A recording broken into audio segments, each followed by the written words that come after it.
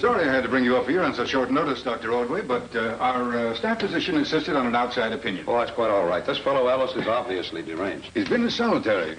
Should we move him to the infirmary? Yes, I'll sign his commitment papers now. Oh, by the way, get him transferred to the asylum as soon as you can, will you? Yes? 9815, coming up for interview, Warden. Oh, thank you. Cigarette? Oh, no, thanks, no. That's Carter. Oh. You signed his parole papers last week.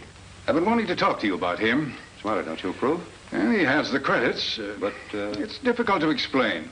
His behavior's been good, work satisfactory, but, well, he's never adjusted himself here. If he had, he probably wouldn't be any good for the outside. I'm not so sure he'd fit any place. He keeps to himself. He broods. I've got the idea he's been biding his time, planning something when he gets out. Oh, if you feel so strongly about it. I can't stack a feeling and a few rumors off the grapevine against the parole board's judgment. Besides, you know the case pretty thoroughly. You testified at the trial, didn't you? Yes. The DA thought that Carter might switch from not guilty to an insanity plea, but I examined him. I said he was sane, not a pyromaniac. What was his motive then? There was plenty of solid evidence, but no clear motive. If I remember correctly, he was a sales manager for a wired music company, and, well, he simply touched it off one night. Isn't that business some sort of a racket? Oh, no, that's strictly legitimate. Carter's company pipes music from a central location over phone wires. I don't think the jukebox syndicate likes them too much. They cut into their profits. Competition, eh? Yes. Oh, say, by the way, the prosecutor had the same idea that you have. He tried to find a motive in a gang war angle, but he couldn't make anything out of it. Do you think there was anything in it? No, of course not. If I thought the arson had anything to do with organized crime, I wouldn't have signed the parole. No, my guess is that Carter's motive was personal.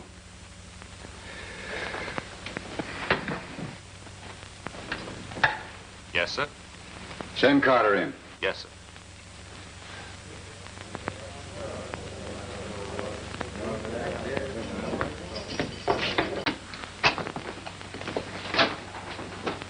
Dr. Ordway.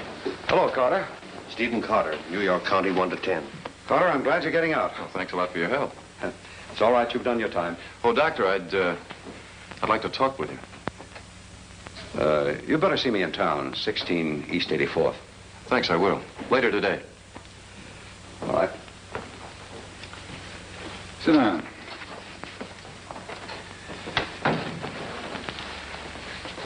You're leaving at noon. Yes, sir. Still claim you were not guilty? That's right. Nobody's ever done anything they're here for. Mad at anybody outside? Are you? Yes. We give a set of standard instructions when a man leaves here. Report to your parole office within 24 hours. Obey the rules to the letter. Remember, you can serve the remainder of your term for even a technical violation. Understand? Yes, sir. You'll be back in a week if you go out of here with a chip on your shoulder. Now, don't do anything stupid. Is that all? Yes, that's all.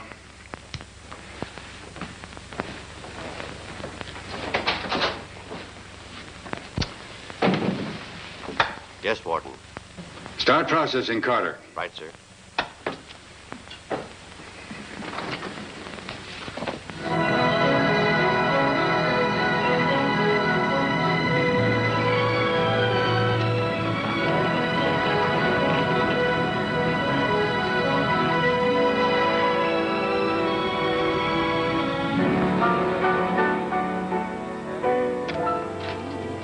Yes, we have that recording. Oh, I have it. Yes, we do. Oh, I don't have it from him. I'm sorry.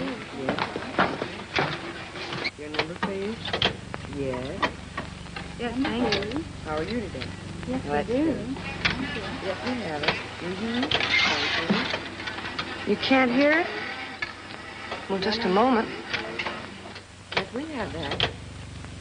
Well, we have a vocal. We have Is that better now? All right. Thank you. Your number, please. I'd be glad to. Yes, certainly. Your number, please. Good morning, Miss Wait a Bellum. minute. I'll see if we have that record. Oh, I'm sorry, we don't have it. Why don't you let my brother do that? Oh, Pete isn't. No, I know. You don't have to tell me. Pete's never around when you want him to fix something. Where's Jane? In the office. Did you talk her out of going after Carter? No, of course you didn't. I asked you not to discuss it with her.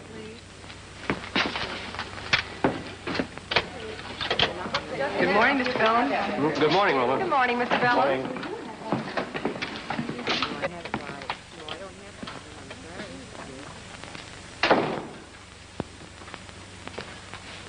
So you're still going to drive up there and pick up Carter after all my advice? That's right. Look, I'm hiring him back because you asked me to. Isn't that enough? Do you have to chauffeur him back here, too? I'm very grateful, but I don't think it's too much of a sacrifice for you. Isn't it? After he nearly put us out of business? He didn't, and you know it. You wouldn't put him back to work if you thought he had. It was only a favor to you. Oh, no. You're doing it because you feel guilty, because you didn't stand up for him in court. Who could stand up against that kind of evidence? Besides, between that and my fire loss, I You had no... didn't lose anything. I know how much you got from the insurance company. All right. I still don't think you ought to degrade yourself by going up there. Your number, please? I'd be glad to. Thank Yes, you. sir. Your number, please. Anson. See what you can do with her. I'm losing my patience. Jane, I'd like to talk to you. I'm late already. I know, and I don't want you to go. Oh, I'm sorry. Jane, please. That hurts. I don't get it. Carter gives you the brush off, throws you over for a girl like Inez. And you'll still sit outside the prison waiting for him. Neither of us can help what we feel. All for love, eh, Jane? Yes. I know what you're doing. You're telling yourself that arson comes from something up here. That it isn't done for the more sordid reasons, like money or revenge. You're all wrong. I'm not telling myself anything. Steve's no firebug. It's quite possible. I felt for a long while that he wasn't guilty. Does that surprise you? Then who are you talking about? Oh, almost anybody. Pete, for instance. Oh, that's silly. He's harmless. I'm not so sure he's as simple-minded as he seems. Well, you're going to have to do better than that. All right. How about Goldie Harrigan, then? He's not so harmless. Possibly. But just because Goldie's a competitor and he was once a gangster, that doesn't make him an arsonist. No. What about the boss himself? You know, arson for insurance is quite a classic. Oh, I was just making a point. Obviously. Jane.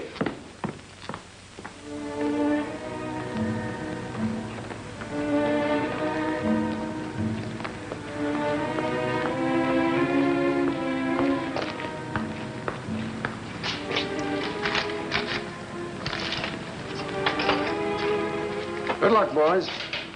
Thanks. Where you bound? New York. How you going? Train. They give me a bus ticket. I get sick on buses. Stop.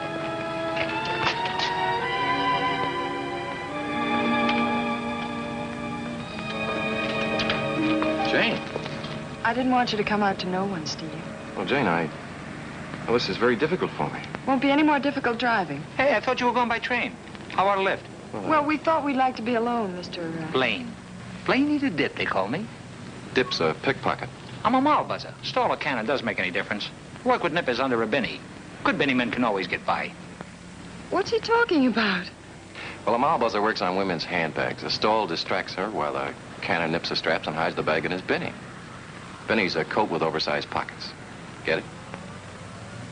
Well, since you two want to be alone, I won't intrude. So long. Hey, you want my train ticket? I got it.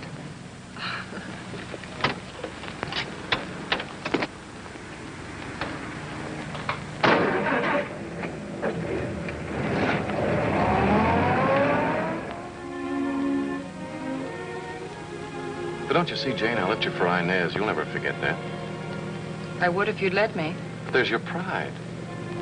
You don't understand, do you?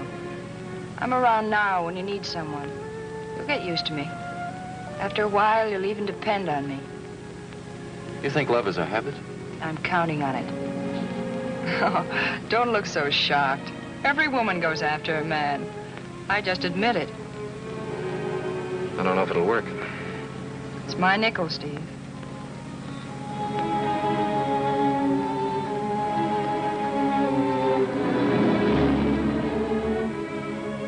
You said you needed help.